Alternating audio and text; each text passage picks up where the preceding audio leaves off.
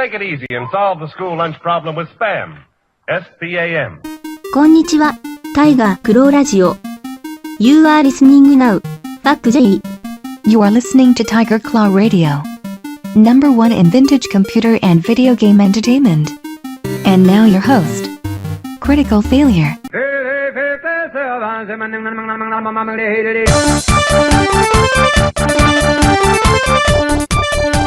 Oh yeah, boys and girls. Welcome everyone to Tiger Claw Radio. This is episode 256. Tons of stuff this week. We're diving right into it. This is back to Chiptunes Equals Win Volume 7. Oh yeah.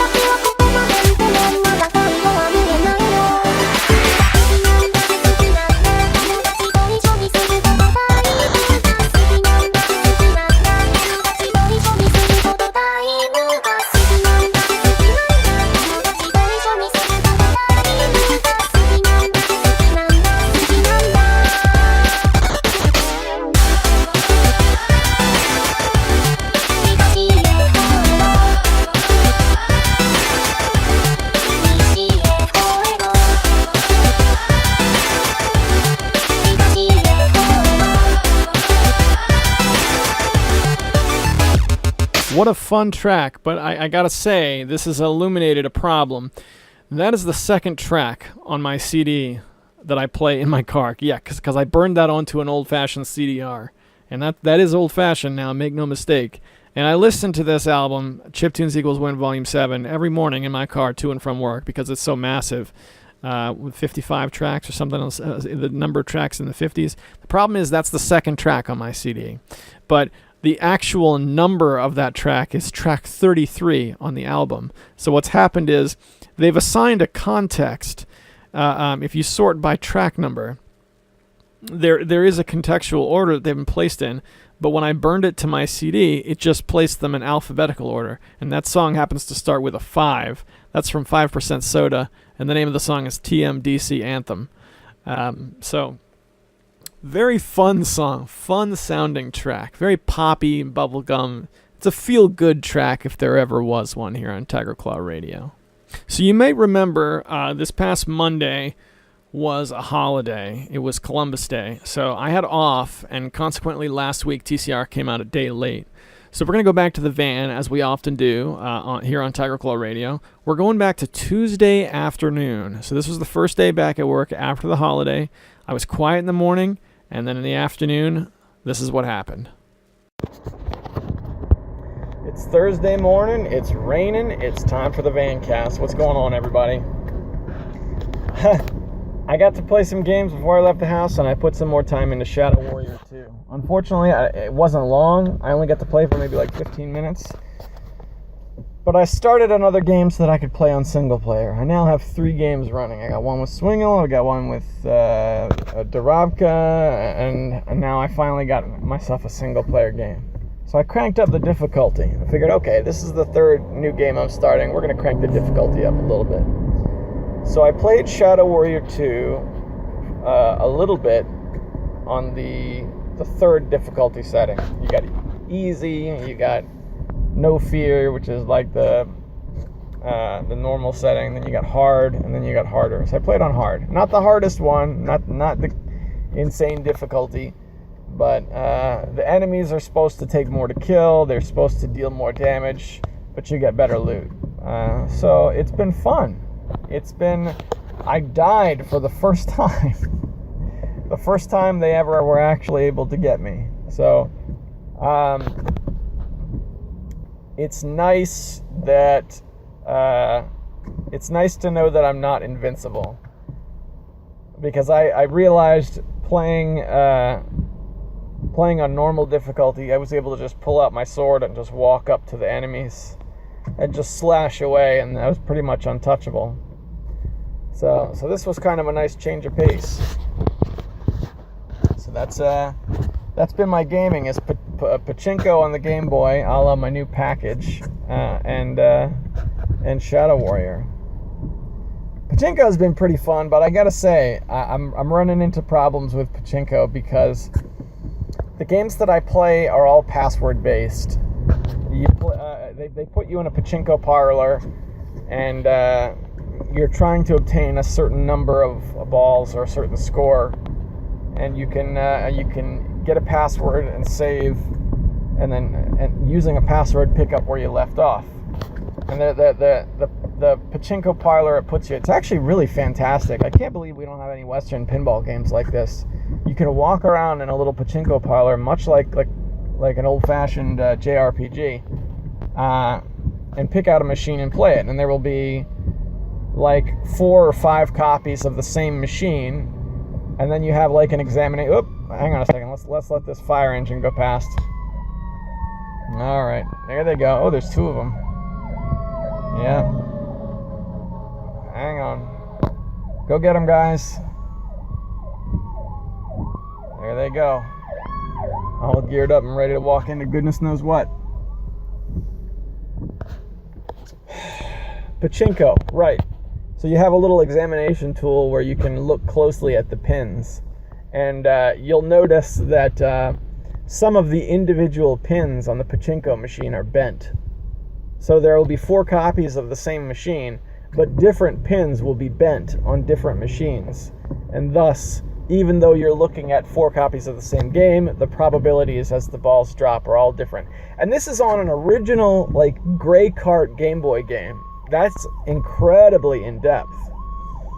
I would have loved to see something like that in a Western pinball game. But the problem is, I don't know how to get to the screen where it feeds you your password. That's the one part I need to be able to read Japanese to do, and I just can't do it. I would have no problem, scratching down some sort of symbol approximation of a password written in Japanese. I would be happy to do that. But I'm going through pages and pages of text, and I don't know what the password is. So it's unfortunate, but I've been loving the carts that I've been getting. But it seems like to actually play one of these games, the best thing to do is to do it in an emulator, which is kind of sad. Owning the original, like, authentic cartridges and being like, you know what, for me, for a Westerner, this probably is not the best way to go. But I got them. I certainly do own them, and that's for sure. Particularly the Game Boy Color game does a fine job of drawing the line between using the charm of the old Game Boy hardware, but having nice fluid physics and a cool environment. It's been a lot of fun. Very, very cheap. I mean, to get one of these shipped is 99 cents for the game, and then $1.50 or so for a single cartridge. So you're looking at $2.50 for a single Game Boy game. If you have any interest in the old school Game Boy, or if you've got a Game Boy Advance clanking around somewhere in your collection, and there's any interest at all in pachinko,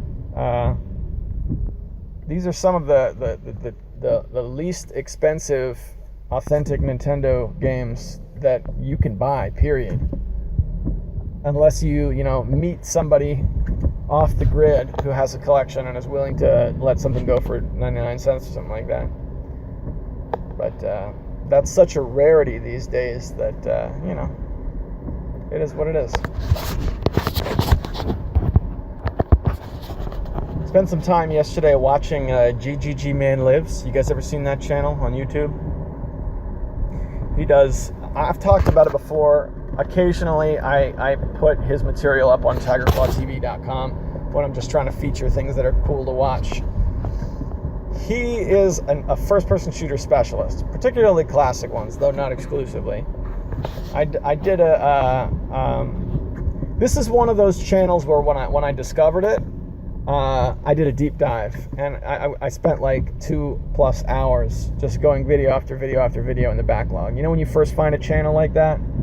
How awesome that feels? That's like YouTube at its very, very best.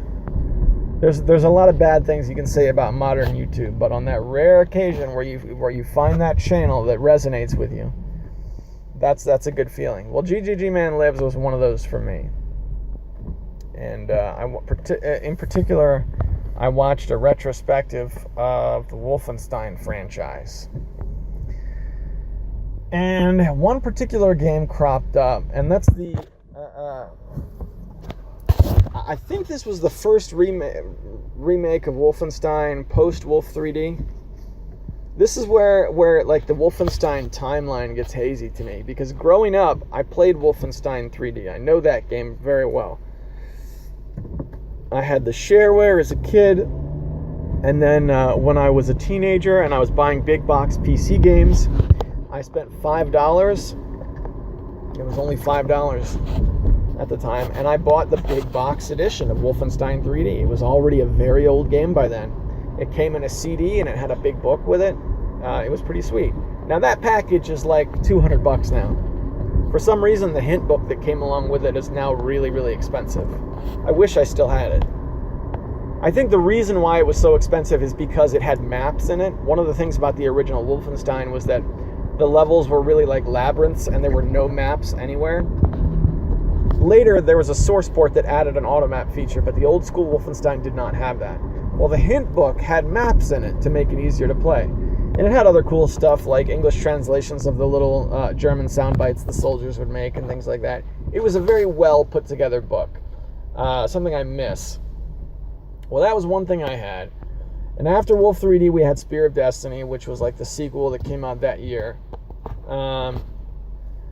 But after that is where it really gets hazy for me. There was a long break where there was no Wolfenstein. And then in like the CD-ROM era, there was another game. I don't know what that game was. It was either Return to Castle Wolfenstein or the game just entitled Wolfenstein. I don't know which one. But I do know that for whatever reason, Wolfenstein, the game that came out in the 2000s, was pulled from Steam. Nobody carries it online, and it's very rare to get. The only way to get it is to get on eBay and get yourself a copy of the CD. And I looked it up yesterday after watching this old retrospective. I was like, you know what? It's time. I want to play Wolfenstein. The time has come. This is an old game in a landmark franchise. The game itself was designed to reboot an old franchise, but it itself is an old game now. So I was like, it's time. Let's check it out. Got online. Let's find a copy. $50 for a CD-ROM based first-person shooter. That was kind of a tough pill to swallow. It was a tough pill to swallow doubly because I seem to remember about a year ago doing this same thing. I want to play Wolfenstein. It's time. Let's look it up. And I looked it up, and it was like $50. I think there's even an Xbox version for very, very cheap. But it's like, this is a first-person shooter, man. This is like what me being a PC gamer, this was built on first-person shooters.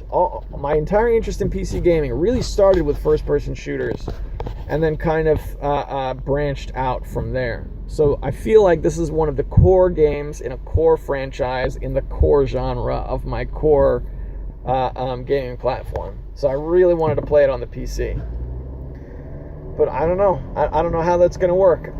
Part of me is like, just try and let it go for now. But in doing that, I'm like, all right, well, let's play another classic FPS. What am I going to do? And that's a question I haven't answered yet. So, I played Shadow Warrior this morning. And that's how we come for full circle on that one. Oh, whoa, ho, oh boy. All right, it just opened up and started raining. I know I do the yada, yada, yada sign off bit, but for safety's sake, I'm signing off now. See you guys. Stay with us. There is more of that recording. What you're about to hear is about 3 to 4 minutes later. All right, it's Thursday morning, part 2. I made it. I'm okay. It was weird. It's been like a little bit of rain all morning through the drive, and then just all of a sudden, when I started to merge onto the main drag, merging into traffic, then it just opened up and it started pouring, but only for like a few seconds. But let's wrap this thing up. If I were home and I were able to play anything, it would be first-person shooters for sure. It would probably be Shadow Warrior 2, because I got to play it this morning. I got a taste for it. I got a taste for it with a more real difficulty, which was great. And just as I was signing off, who should get on but Alex Swingle? Like, just as I was signing off, he was like, "Hey, man." I had to be like, "I'm sorry. I'm leaving for work now. There's nothing I can do." But it would be awesome to continue playing that. Another huge candidate is Return to Castle Wolfenstein, because I've never beat that game, and I think that would not only have I never beat that game, but I only really played it for a couple of hours tops. That would be a good candidate for let's fill the classic FPS thirst that I'm after right now.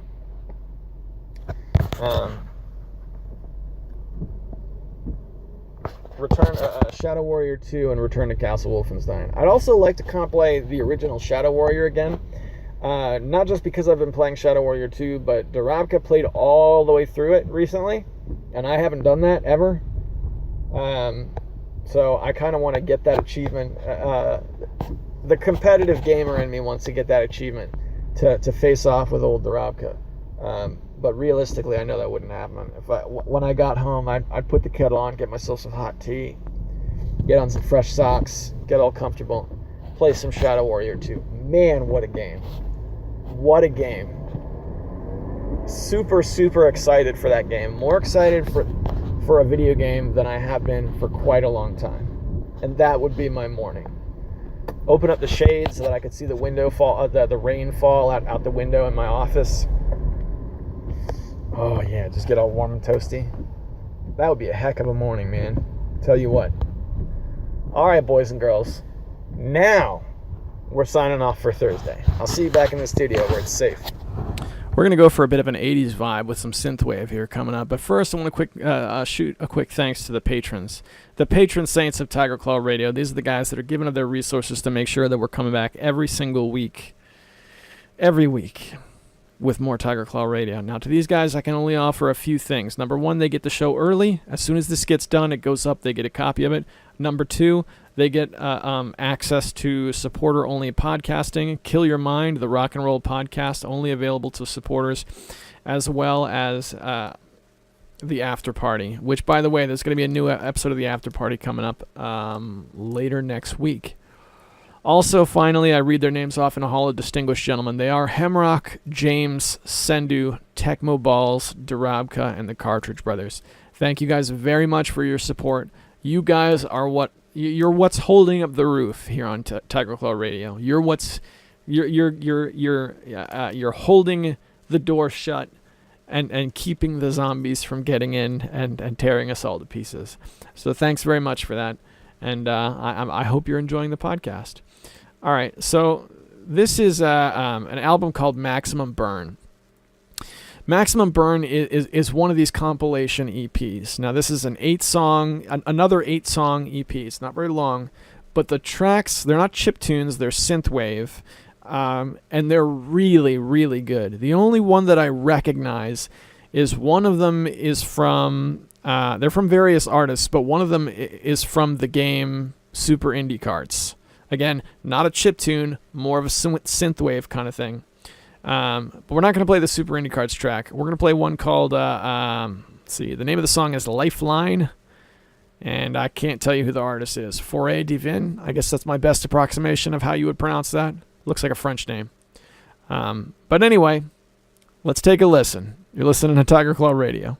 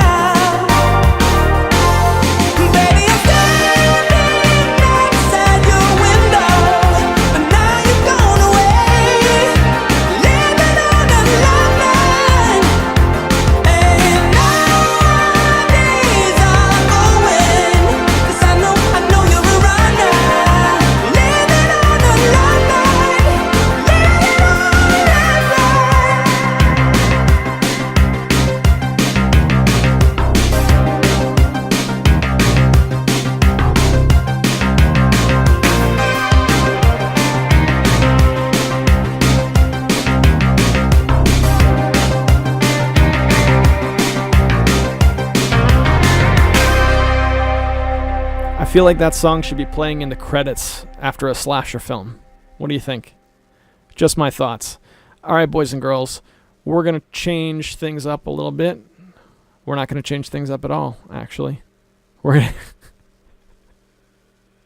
You ever say words and then immediately after they go out of your mouth, you just want to reach out and take them back? Something weird happened earlier today.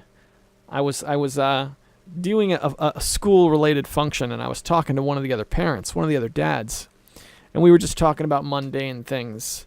You know, hey, how you feeling? What are the kids up to? Hey, how you doing? And while I was like in the middle of a sentence, the other dad goes, "Well, it was nice to see you. I'll catch up with you later." And he walked away, like while I was in the middle of talking. Now, you would think that I would be like, that's kind of rude. I was talking, or something of that nature. You'd think I would be sore about it, at least a tiny bit. But my actual feeling on the matter is I have to learn this move. Because he ninja vanished out of that conversation like an absolute samurai. It was just we were just talking about school and the kids and everything, and he was just like, nope, I'm done. I'll see you later. And he walked away. It was expert level conversation dodging. And I want to be able to do that. At any rate, we're going to change the clock a little bit. We're going to go forward to Thursday. Thursday morning was the only other Vancast that I did for the week. And I seem to remember being really invested in it. So I'll tell you what we're going to... I remember it being one of those mornings where it's like, oh, this is good podcasting. We did all right here. I'm going to put it on, and I'll listen to it, and you guys can listen to it, and we'll listen to it together. And I'll see you on the other side. You guys are listening to Tiger Claw Radio. All right, I just went to go patch in the Vancast like I normally do, and it seems like I played them in reverse, which accounts for some of the confusion. But anyway, so I guess that was what Thursday we heard earlier, and this is going to jump back to Tuesday. We're gonna do some Vancasting now. All right, let's just ignore the particulars, and we're gonna go there. It's the Vancast, boys and girls. It is Tuesday afternoon. Monday we had off. I was home with my family. So, last week podcast came out a day late as a consequence. So I'm driving home.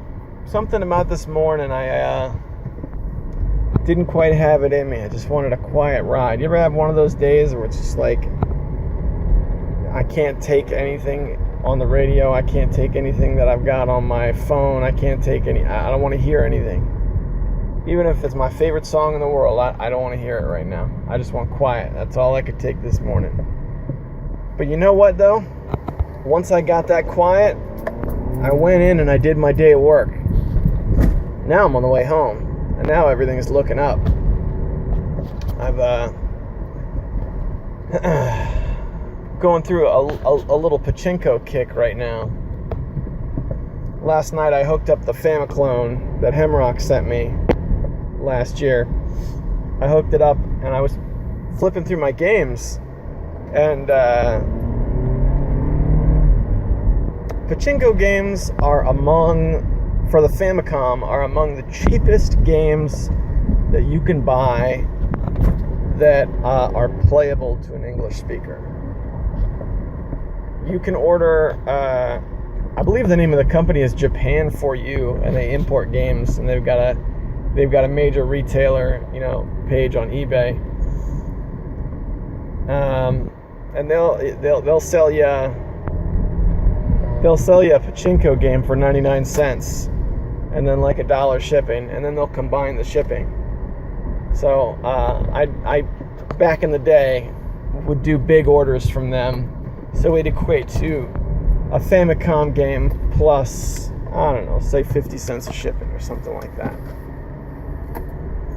Well, I rigged up another order like that, a couple orders like that over the last week. But you know how it is importing. If you're going to have something imported, and you're going to pay that premium, whatever it may be, there's also time. Time is a big factor. You got to wait for it to show up in the mail because it has to travel, And that's what's going on right now. I'm dealing with, hang on, I got the sun right in my eyes. I'm dealing with some import games that are on the way, and I'm dealing with that wait. I got a little bit more pachinko coming. I got quite a number of pachinko games for the Game Boy. Probably something like 4 or 5.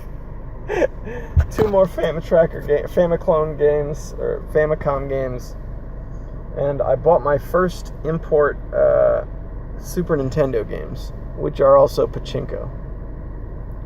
Never owned a Super Famicom game.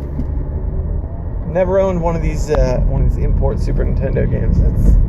That'll be a first for me.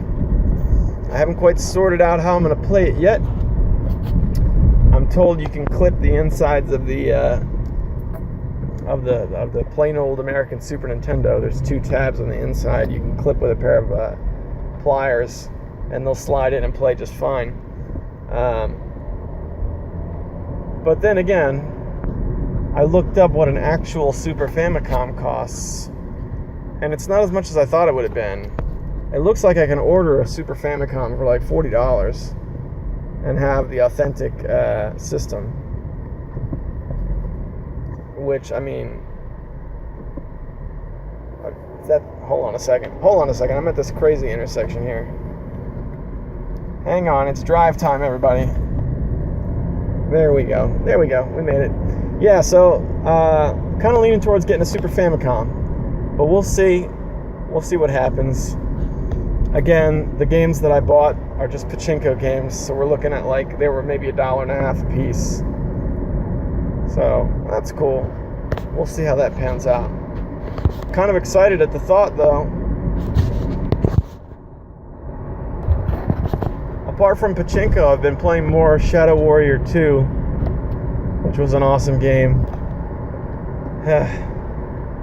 That's another one that's like, Shadow Warrior 2, I've sat down with it a couple times now, and both times I've been able to play it multiplayer. I sat down with Swingle, we played it for a couple of hours, and then I sat down with Doravka and then Swingle just last night. That was last night for about an hour. And it was so fun. Oh my gosh. I haven't been excited about a video game like that in a long time. It feels good. Little pachinko, little Shadow Warrior. They go well together. They do. I also ordered a bunch of Dragon Quest stuff. A bunch of import Dragon Quest stuff.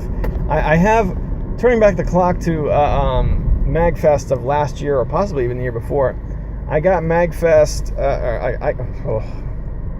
I got Dragon Quest Monster Hunter or something like that. And I let Jerry Terrifying know, say, hey man, you're a Dragon Quest guy, right? You'll never be able to play it, but this is a Dragon Quest game. And he was like, love it. I'll treasure that forever. It's like, all right. So I'm cruising around import games, and lo and behold, there's Dragon Quest 1 and 2 for the Game Boy Color for 99 cents in Japanese. So I got that, and then some other games as well that bear the Dragon Quest logo. And once those show up, I'm going to finally bite the bullet and fix up a care package for old Jerry Terrifying. It's going to have some import Dragon Quest goodies in it. So Jerry, if you're out there, I got something for you, brother. Jerry and I have had packages for each other for years. we were once, I can't remember if we were chatting or if this was on Skype or through emails, but he's got several copies of Namco Museum for the PlayStation. And I offered him, hey, I'll trade you a copy of Mary Kate and Ashley Olsen's horse racing on the Game Boy Color for one of your Namco museums for the PlayStation. And he was like, done and done. 2 bottom of the barrel tier games. Let's swap. And that conversation was probably like 2 years ago. And I still got those games.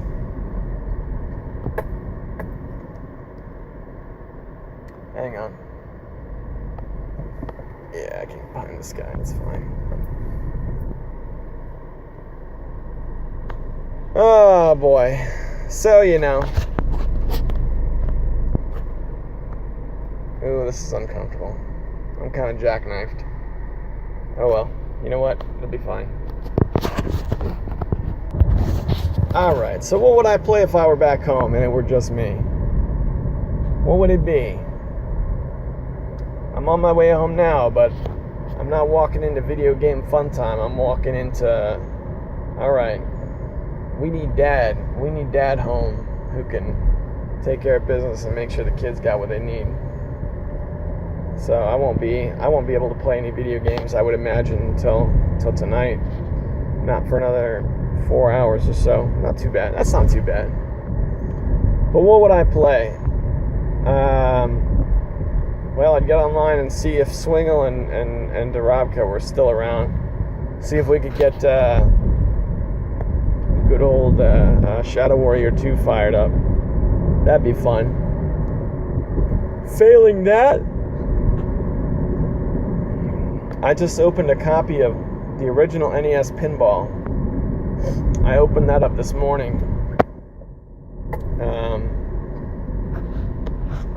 I got that to compete on the forums.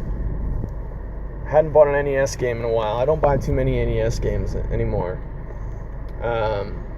Not that there's anything wrong with the NES. It's just a couple years back I got the Atari was my thing, and my Atari collection exploded. And then I started finding like PS2 games and original Xbox games at the thrift store, and that was kind of my thing. Yeah, so this is the first NES game I bought in a while. The original Pinball.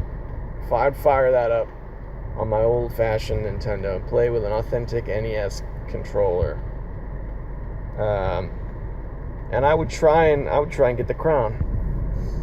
This is there's only a couple of people competing in these games, right? We've got Rollerball, and we've got Space Cadet. Those are the pinball games with multiple people submitting scores, and it's just me and Hemrock and Desm, and we got Rollerball with Saga.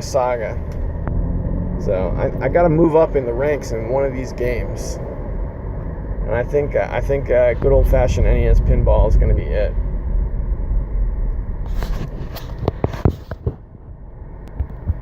So with that, boys and girls, I'm going to send you back to the studios. I'll see you there. We're back in Panzer Studios, where it's nice and safe and comfortable and cool on Friday night at 8:39 p.m. Feels good, man. This is really the time of the week, the little bit that I carve out for myself, and you and I hang out just a little bit. All right, so just some clarification on the Wolfenstein issue. I did look this up, and Return to Castle Wolfenstein came first. The sequence of the games that I described was Wolfenstein 3D, then Return to Castle Wolfenstein came later, and then Wolfenstein, the reboot, came after that. The multiplayer-only game fits in there somewhere, but I don't know how, because I never played it as a kid. So I guess I'll play Return to Castle Wolfenstein first. I'll be jumping into Steam and then just throwing that on to install as I finish up the program here. One thing I would like to do, we're going to go back to the new Retro Wave presents Maximum Burn, the Maximum Burn EP. This one doesn't have any vocals. It's just a plain synthwave loop beat dance track. It's good stuff. And this one is the Super Indie Cards tracks. If you've played Super Indie Cards, you might recognize this from, I believe it's the cart select screen, but I'm not 100% sure about that. I haven't played Super Indie Cards in a little bit. But great track, great album. It's called Maximum Burn. Look it up, get yourself a copy.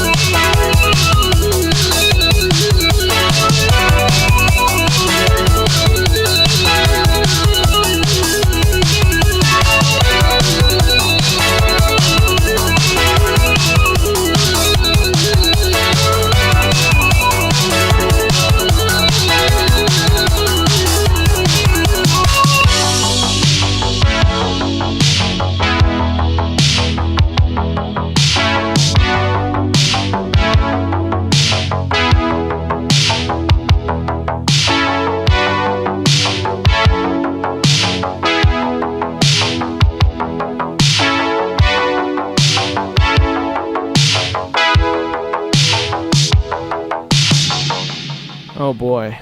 Yeah, we need a write of that. We need a write-up of that album over on TigerClawTV.com so that I can point you guys to the download link and you guys can find it. I did that with Chiptunes Equals Win, but I haven't done it with this one yet. Watch out for that this coming week. Although I have been back posting on the old blog again, so keep your eyes peeled.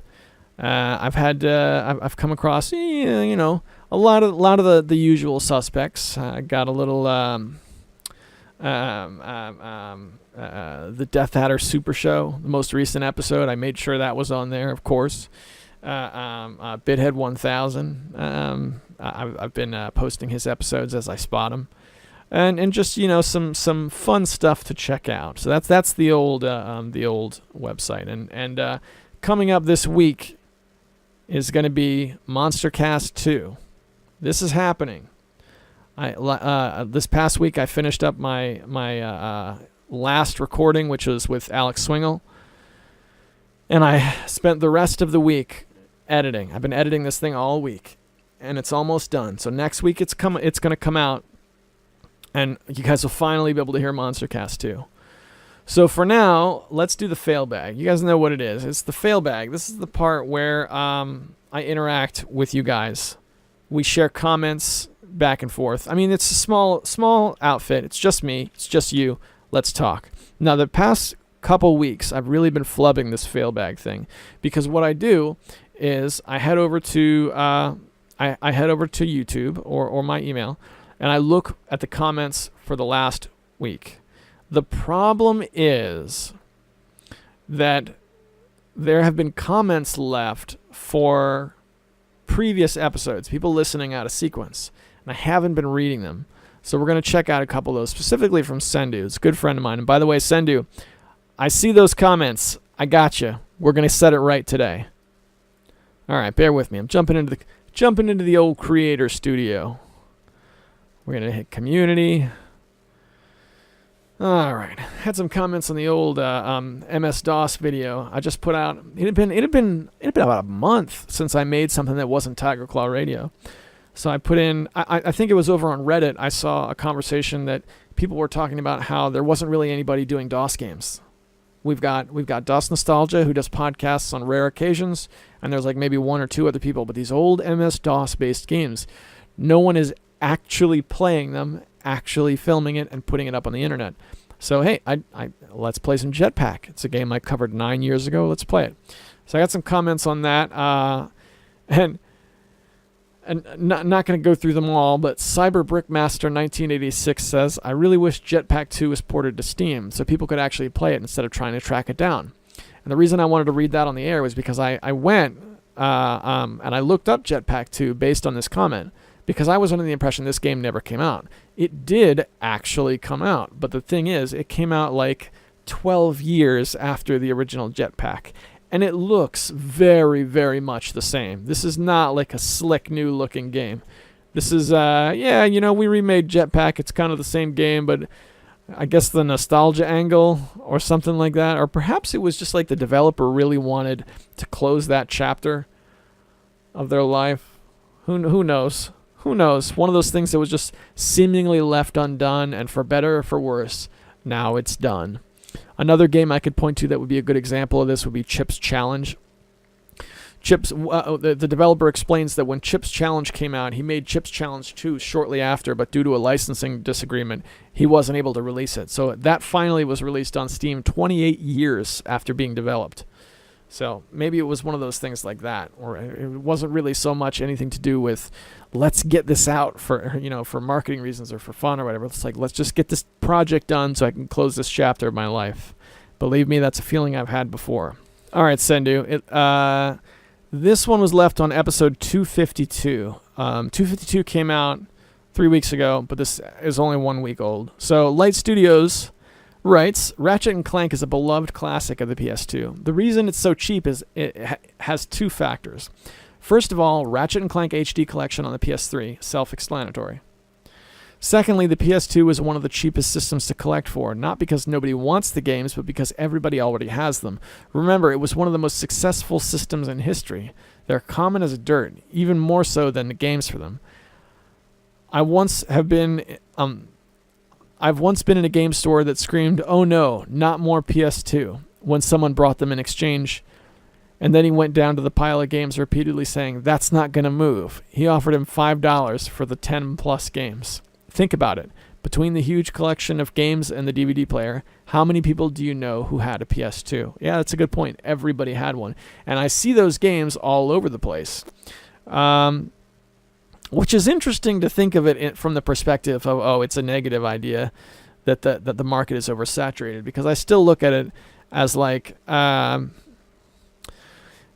look at it from a collector's perspective. Like, it's a good thing that they're so cheap, because hey, if I want them, I can go get them, right?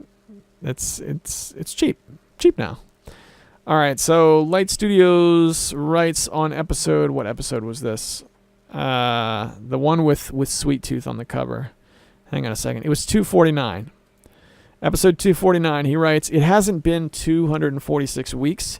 You forgot your show used to be monthly, plus hiatuses, so it's been longer than that." Yeah, it's been a lot longer than that. I can tell you, Sendu, with a 100% certainty, the first time I sat down to record Tiger Claw Radio was on Inauguration Day, the day that President Obama took office. I remember that because if you go back and listen to the unaired pilot, which is considered episode 0, at one point, one of the awkward things I kind of said without thinking about it, it's like a thought that got bungled inside my head, was, "Today we receive our new president, and we also receive our new podcast, I guess." So it's been however many weeks that is, a lot. Let's see. He also writes on another old episode, "Gosh, this episode had nostalgia bug. I miss G&DB."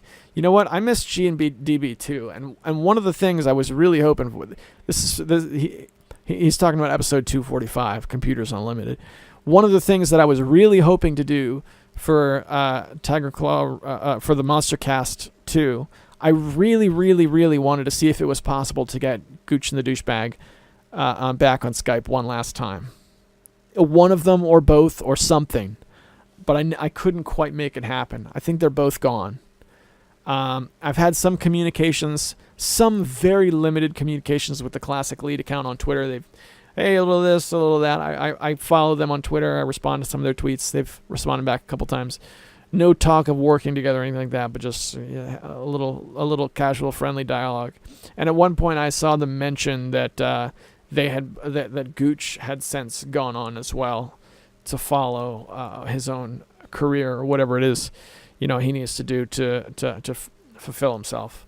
So it's unfortunate that I can't reach either of those guys, but it is fortunate that it seems to be on good terms. They're taking care of themselves and their business. I really wanted to get them on the Monster Cast, though. Last one of Sendu's old comments. I believe this is the last one. Sendu, don't be mad if there were more and I just missed them. He writes, "Yu-Gi-Oh! Got better video games, but Magic is the much more popular card game. I think there was a PS1 Magic game." Well, I'll tell you what, man. When it comes to Magic the Gathering, there was a game called Is it Battlegrounds? Magic the Gathering Battlegrounds. It was on PS1. And it was also on the original Xbox, but neither one of those games were the actual card game. They were more like an RTS kind of thing. So there was a Magic the Gathering title on the PS1. There wasn't an actual PS1 game. There was an amazing Magic the Gathering game for the Dreamcast with top-notch graphics. One that, in my opinion, beats the pants off the Xbox games. It's just that we didn't get it in America, so it's only in Japanese, making it virtually unplayable, in my opinion. Unless you speak the language or don't mind fumbling around trying to figure out what does what. So, I don't know. Maybe unplayable isn't exactly the right thing to say, but there was a Dreamcast version of Magic the Gathering. It's extremely disappointing that we didn't get it. In reality, the only Magic the Gathering video games we got were, there was a CD-ROM game in 1997. Then there was Magic the Gathering Online, which I believe started around 2009 or so. That was a game where you could buy virtual cards with real money, and I think that was what they put their time on in all the way up until like 2011 or 12 when they made Duels of the Planeswalkers. And from then on, all the Magic the Gathering games were extremely limited. Like I think the first Duels of the Planeswalkers games, you could not build a deck. You could get decks, you could edit them slightly, but that you couldn't build a deck from scratch. It was weird. Magic the Gathering's history with video games is very weird. Yu-Gi-Oh's history with video games is much more liberal. You get yourself a copy of the Eternal Duelist Soul, and it's just the card game, and you can build decks from scratch, and you got a trunk of cards, and you can trade cards, and then you got what was the last one that I bought? I have it somewhere. The dice game where it's like there's miniatures, and there's this weird miniature-based battle game based on the card game, and then there's the Board Traveler where there's a board game that plays an awful lot like 100% Orange Juice. And then there's one that's like a JRPG that's all based around the card game, and then there's like 2 more that are just the straight-up card game. Yu-Gi-Oh! Did, I think, better when it came to the video game, probably because there was the younger audience. So they felt that the younger audience needed the video games, but that's just speculation. All right, we're gonna jump over to email, and I got an email from Hemrock that's fresh off the presses. Now at this moment, this is 55 minutes old, so this is a fresh email from good old Hemrock. And he writes, "Hey CF, thanks once again for another episode. I too am looking forward to the seasonal sales on GOG and Steam. These are especially exciting given the new Steam Play option for Linux users, which was demonstrated some surprising compatibility with old Windows games. Remember when you used to use a random name generator to title each rendition of TCR? It seems that Unskippable Anime would make for a great episode name. Hang on a second. I think we have a name. Unskippable Anime. There we go. We have a title.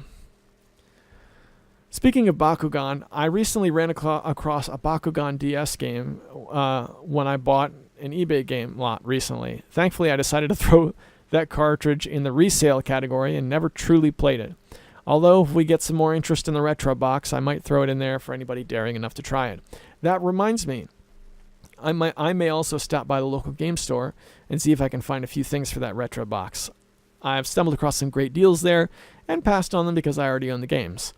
I want to be sure to pack in some gems when I kick off the traveling box.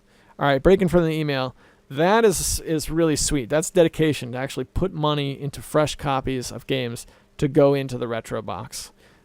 That's really awesome of you, dude. I thought about doing something similar. I've been making purchases from this guy.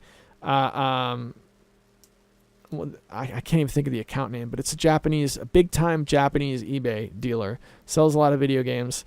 And when I already have an order going, he combines shipping, so I could get a Game Boy game for like, $1.50, something like that, depending on what the game is.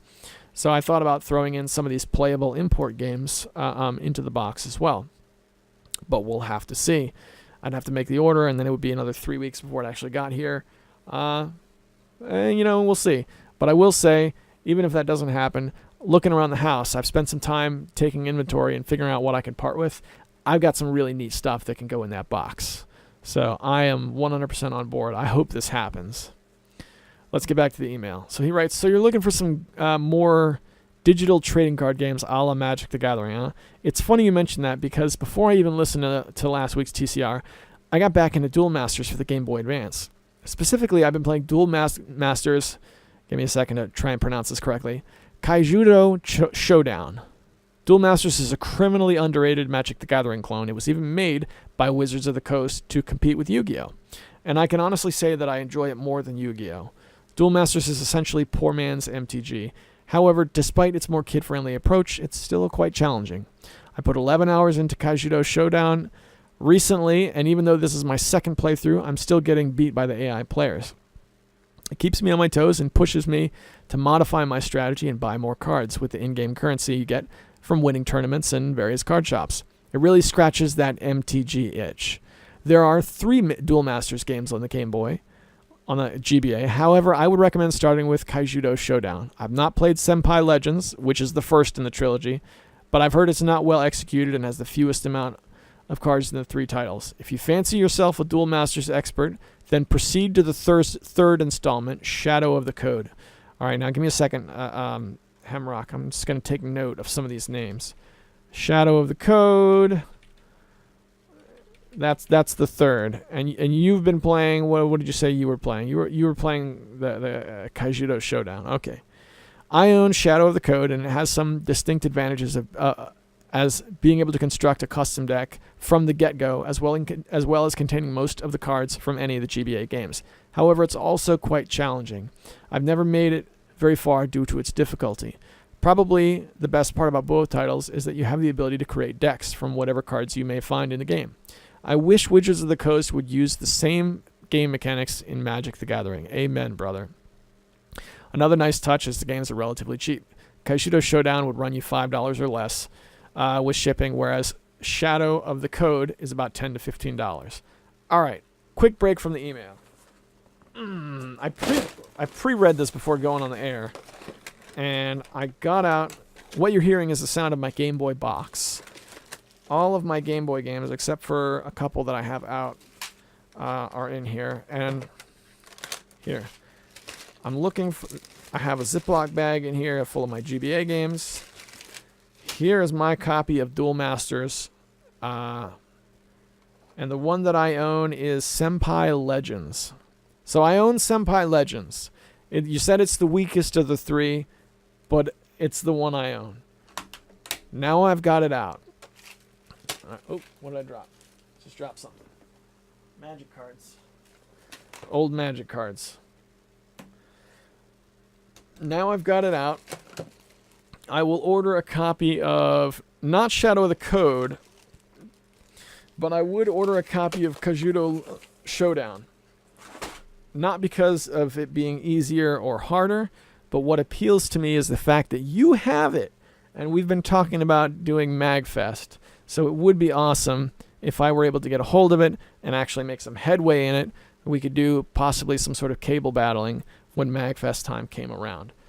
I've got Senpai Legends, though. I will put that in tonight, and we'll give it a shot. What is actually in my Game Boy right now? It's in my bag. So I don't feel like fishing it out. But I can tell you what's in my Game Boy. It's Yu-Gi-Oh! I've had Yu-Gi-Oh! Destiny Board Traveler, which I've been playing for a while. And I wanted the dice game, Yu-Gi-Oh! Dice, I don't even know what it's called, Dice Battle or something like that. So they released a cartridge that has both of those games inside it. A la Mario and Duck Hunt, that sort of thing. Dice Battler and Board Traveler. Well, I bought that 2-pack. And that 2-pack cartridge is, I think, what's in my Game Boy. So I will pull out Yu-Gi-Oh! And put Duel Masters in it. Even though it's the weakest one of the three, it should be enough that I can get a taste for the card game mechanics and see how they work. I remember the JRPG aspect being really dopey. The way the characters walked around and talked to each other. In this particular one, I haven't played the other ones, but in this one it looks really dopey. To be fair, there are Yu-Gi-Oh! Games that look just as dopey. So I won't hold it against the game. I just want to see the card game and see how it works. There's more to the email, though. Let's get back and finish it up, see what we got. As Hemrock writes, already, I really want to try this X-Link Kai thing with my laptop. I'll keep you posted if I figure it out. Have you played with Kazlab? All right. Quick update on X-Link Kai. I don't have access to my router. I'm locked out. My admin has me locked out at home. I'm not the administrator of the home network.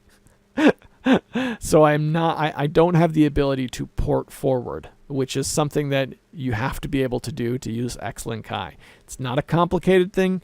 It's very simple. All it is you put in the URL of your browser, or excuse me, the URL of your router. You put that into your browser, and if you don't know what that is, you can look it up online. It's very simple. It just depends on the make and model of your router. You put that in, you log into your router by remote, and there's a setting where you can set incoming connections to forward to a specific port number.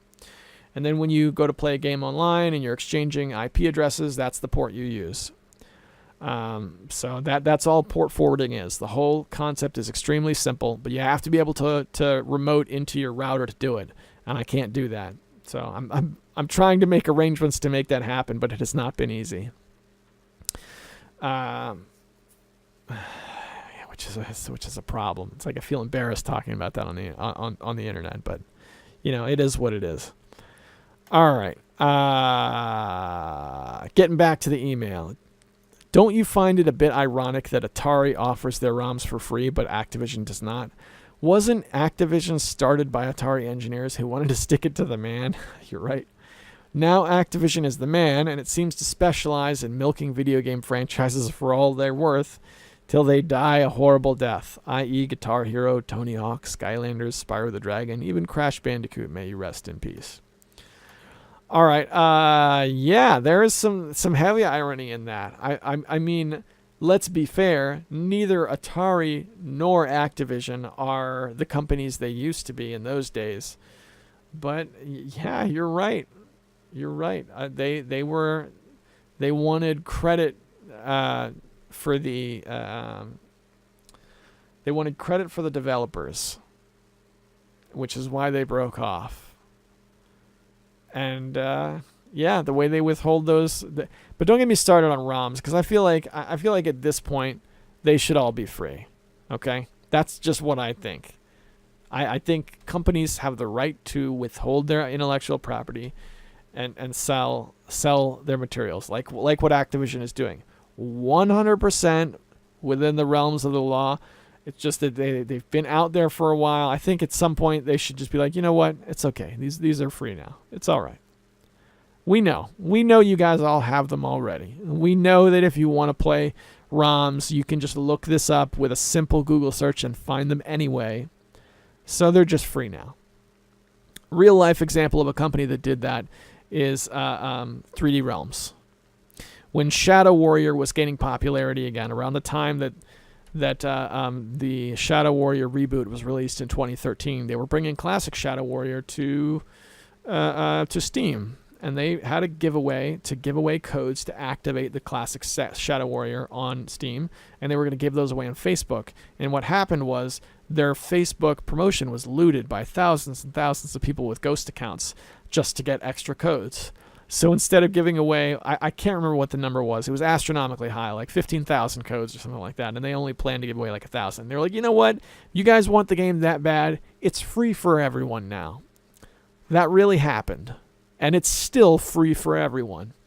If you go to Steam and look up the original Shadow Warrior. It's a great game. It's a great game. And I just think that's awesome. I think it's awesome. And I'm sure that didn't destroy their company, but that's just my 2 cents. I'm no economist. Let's return to the email. He writes, "What did you think of Sendu's Fastcast? It was great. Sendu is one of us, as you previously mentioned. And if you're listening to Sendu, I wish you the best. If you're listening, Sendu, I wish you the best, and I hope to hear another episode of the Fastcast. Sendu, I completely agree. I tried to put together a post. I got busy and didn't make it happen. A lot of things left undone right now on my end. You guys should all listen to the Fastcast. He posted it directly to his Light Studios account on Steam. He covered a senpai type, Super Sentai type convention, as well as some other game related stuff afterwards. It was awesome to hear Sendu as an older person, older now than he was when he did Neo Arcadia, do a podcast. I think he's much. I think he's reaching a peak performance. So I enjoyed it very much, and I hope he makes more of them. But that's not going to happen if he thinks he's talking into a black hole. So we got to kind of give him some support on this one.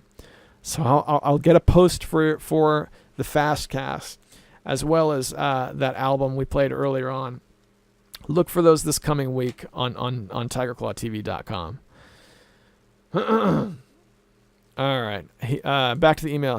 Hemrock writes, "Have you heard about Nintendo's new patent to bring a Game Boy cover to the cell phone market? It might be something worth talking about on the show. See this link."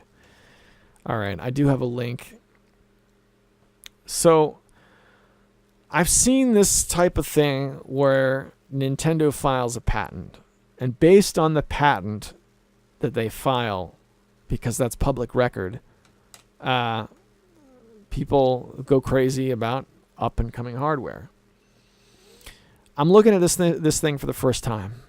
It looks like a cell phone cover that just has some tactile buttons, right? There's some questions about this. You know, I can tell you one thing. My phone, most people, when they talk about playing games on their phone, they're usually complaining about tactile response. For me, there would be input lag. Some people here in the comments are saying, in the article you linked, the second comment says, Nintendo patents a lot of stuff just in case they want to sue someone, which could be the case. Very plausible scenario, but also somewhat of a depressing type scenario. I'd like to think more positively than that. But it's just like, for me, it's just like the NES Classic. This would have been awesome 5 years ago. They could have put this out when smartphones came out and got ahead of the market and really rode that thing like a wave. There's no reason this should just be coming out now. Because now we've got other options. That's what we have now. Now they have to compete with clone systems that run the original games that play very, very well. So we'll see. I'm not turning my nose up on it completely. I'm just saying, let's see them announce a product, and then we'll see what happens. But that is a cool article, and thanks for sending it my way, man. I appreciate it. Back to the email, he writes, are your kids still playing your Game Boy games? If so, which games? Well, they haven't been. We had that one awesome day, and I have the box. This jingle you're hearing now, this is the box. I had to take it so that homework would get done. So their access to the box is very limited. But I can tell you that my son has locked on Dr. Mario. If I bring the box back out, that's the game I'm going to give him by default. And my daughter is doing that thing where she is interested in playing one game for a minute or two, then moving to another one to try them all. So that's where they are. That's where they're at with Game Boy. I'm still shopping around for a good clone Game Boy. I've seen a bunch of them that interest me. I just haven't pulled the trigger on them. And I've been looking since the beginning of summer. So the thing that's stopping me is like every couple of weeks, every time I go back and look at them, a new one is out. So I'm like giving it time to breathe, letting the units come out and just picking the best one. Back to the email again. He says, where do you see gaming in 5 or 10 years from now? For instance, will we move to mostly digital games? Will Nintendo make another console that's not a handheld? Will we be able to easily purchase legit ROMs? What are your top 5 games of all time, including PC? Keep rolling retro. P.S. Oh yeah! It's supposed to be the Kool-Aid man breaking through the wall to bring sugar drinks to children, but it sounds an awful lot like Randy Savage to me. Oh yeah, snap it to a Slim Jim. One cup of granulated sugar in 2 liters of water. Oh yeah. I don't know how he talked like that all the time. I'm like, I feel sick from doing it for like 10 seconds. All right. So there's 2 questions to answer here. Where do I see games at, and top 5 games? All right. Whew. All right. I think we're back down to where I can talk normally again. You know, the funny thing about that question is I've had a top 3 that I can recall like that are just on the tip of my tongue. But the number 4 slot and the number 5 slot are a little bit more hotly contested.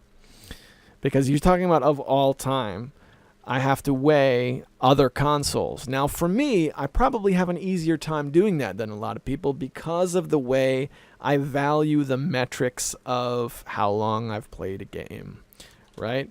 But I'm typing while I'm talking. It's a very bad habit. Okay, so this is what I have. Now, this is my rough draft. Again, the top 3 are solid, but you got to give me some slack on slot 4 and 5. The number 1 game is Quake. All right, that is my adolescent defining game. Quake, I've gone on and on about it. It's a cornerstone of Tiger Claw TV. Okay, Quake, that's number one. Quake World, playing Quake Online, and then all its subsequent mods. The number 2 of all time game is River City Ransom. Now, Quake was my adolescent defining game. River City Ransom was my childhood defining game. But up until I played Quake Online, River City Ransom was the greatest game. All right? I think a good example of that would be Jerry Terrifying's experience with the game. He didn't play that game as a kid. He played it for the first time recently on the most recent edition of the Mondo Coolcast. He talked about playing it, and even as an adult, he locked on it. River City Ransom, man, it was a game I was so hungry for a sequel for, and we didn't get them until I was much, much older. There were remakes. There was a River City Ransom DX for the Game Boy Advance, and then we got River City Ransom Underground, which is really cool. And there's other similar games that only came out in Japan that I didn't get to play until I was older. River City Ransom was the best. Number 3, Wizardry 5. Now remember, this is personal favorite, not objectively the best, personal favorite. Wizardry 5 was huge for me. I don't want to go into it too much because I know it's one of the games that really only I like. But specifically, it has to be the Super Nintendo edition of Wizardry 5. If you play the computer version, it's not going to be any fun. Got to be that Super Nintendo edition. So now we're into the hotly contested games. If I were to go for most time played, it would be my first draft here has Gary's Mod in the 4th spot. The reason I chose Gary's Mod was because of the Trouble in Terrorist Town add-on for multiplayer. Trouble in Terrorist Town, where I would play with 23 people, and 2 or 3 of them would be traitors, and we'd all be trying to figure out who it was. The game had very shaky shooting mechanics, but man, oh man, the interactions with other people were absolutely golden. That was my college-defining game, was Trouble in Terrorist Town. It was my college-defining video game experience, was playing Trouble in Terrorist Town every night on the same server with a lot of the same people, and climbing the ranks of the hierarchy within that group, gaining mod powers and knowing the regulars and helping break in new people. That was the most I ever got to feel like being a part of a video game community that really mattered. That's number 4. And number 5, I put Counter-Strike Global Offensive here, but right after I wrote it, I started questioning it. Counter-Strike Global Offensive is... it's the only game where I played the competitive mode and I wanted to see myself rank up. It was the first and not the only game, because I've done that with Street Fighter also, but the first ever time I've experienced that. And again, Counter-Strike, the fact that it's frustrating, but I played it enough in college that I was able to experience getting better at something and having really good games after, practicing and improving my skill. And I also, again, the people you meet playing Counter-Strike is the best. It's not the same as it used to be because they have since added controls for reporting people based on toxic behavior. They didn't used to have that. So in the old days, you could just say whatever you wanted, completely unregulated. And it was just this gorgeous, beautiful soup of people either being the most friendly you could possibly imagine and the most toxic you could possibly imagine in the same server at the same time. And it was the best game because of it. It was a totally different experience every time you played. And that was why people could play Dust 2 over and over and over again. And once they instituted these controls, yeah, it was still kind of a little bit the same, but people started to back off because they knew, the wrong person with the wrong hair up their bottom could report somebody for saying, who knows what, and then they could be VAC banned, which is something I worry about on my account. So that really hurt the game a lot. Also tied for the number 5 spot on my list are the original Shadow Warrior for PC, because I spent an awful lot of time building levels for that. That was the first real computer game that I knew how to mod. And Berserk for the Atari 2600, because I love the Atari. I love my Atari collection. I think that has a huge place in my heart. That is my fatherhood defining game, is Berserk, because that game represents the entire Atari library for me. That is my choice game. If all of my Atari games were going to go, and just based on gameplay, I could only keep one of my Atari games that I own, it would be Berserk. It's not the most valuable game I own. You know, it's not. I have more treasured value games. That title would go to Pitfall 2. My signed copy of Pitfall 2, signed by David Crane. But this Berserk, I think, represents that library very, very well for me. So maybe Berserk should go there above Counter-Strike Global Offensive, actually. Berserk. You're right. The list has just been changed. It is now Quake, River City Ransom, Wizardry 5 for the Super Nintendo, Gary's Mod, and Berserk. That's the 5. Those are the 5 best games. Now let's go back to this other question. Where do I see gaming in 5 or 10 years from now? For instance, will we move to mostly digital games? All right. So let's talk about that for a second. Back on Gooch and the Douchebag, I once did an episode where they wanted me to come on what they were calling a debate. It was going to be me and Jerry Terrifying, and they were going to kind of moderate. We were going to talk about we were talking about exactly this. Are we going to go all digital? And I said in 5 years we are absolutely going to be all digital. This episode was more than 5 years ago this happened. So I think I was right that we're moving in that direction, but I was wrong that we're going to be all digital. I was wrong, because we're not. We are not all digital. We are mostly digital, I think, at this point. I'd have to look numbers up to support that. I think that could be proven wrong. You guys out there who don't like digital, if you know the statistics, I mean, I would listen to them. The digital market is definitely growing. The physical market is not growing as much. I don't know if it's shrinking or not. I feel like I'd have to look that up to back up a claim like that. But hey man, digital games, they're huge now. Look back at where Steam was when, even back like when you were getting into podcasting, when TCR was just starting up and the Retro League was just starting up. Where was digital games on the computer, right? Steam was already around, and it was already people were talking about the sales, because I remember Gooch and the Douchebag in their early episodes talking about the Steam sales. But they weren't as ubiquitous as they were now, right? It's definitely gotten huge. I remember when I first got into Steam, the most players on at any given time was 2 million, right? You could still see the live stats of people getting on during the day and then people getting off at night. People getting on during the day. So on the peaks, it was 2 million people. Now on the lows, actually, let's look right now and look at the statistics, and we're going to find out. This is for fall. This is after school has started. The peak is at between 14 and 15 million. That's the peak. All right. Up from the 2 million it used to be. Now it's 14 to 15 million. And the low is at 9 million. So that should give you an idea of how much at least Steam has grown as a digital distribution platform. And we have other digital distribution platforms that we don't have, or that we didn't have back in those days. So where is gaming going to be in 5 years? It's hard for me to say. I think we're moving closer towards this thing where digital distribution is going to take over.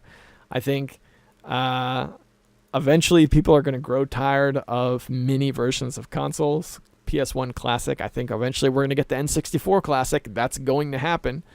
I'm a firm believer that that's going to happen, and people are going to be disappointed with the games that are put on it. But once they announced the PS1 Mini, all bets were off. I think we're going to get an N64 Mini. I think we're going to get a PS2 Mini. Yes, I think that's going to happen too. I don't think it's a good idea. I don't think anyone will want it, but I think it's going to happen. Maybe that's the best thing I can predict for 5 years. 5 years from now in video games. So, all right, boys and girls. whatever has brought you here 1 hour and 21 minutes in, my goodness, an hour and 21 minutes. These things are getting long. They really are. Thanks for spending your time with me. There's a million places you can spend your time. And this week is going to be a big week, so I encourage you to keep your eyes out. There's going to be some cool stuff over on TigerClawTV.com for you to enjoy. And as you move forward into the week, I want you to remember that the best way to get around problems is right through them. Right through, just like the Kool-Aid Man. Oh yeah! Smash right through your problems like a brick wall. Is it going to be easy? No, it will not. Sorry, not going to be easy. That's the one thing I can guarantee you, is that it absolutely will not be easy. But you know what? What I can say is that I'm rooting for you, and that's the truth. I really am. So give it your best shot. I can't promise things aren't going to go wrong, because that could happen at any time. It really could. But I'm wishing you the best, and I'll see you next Monday.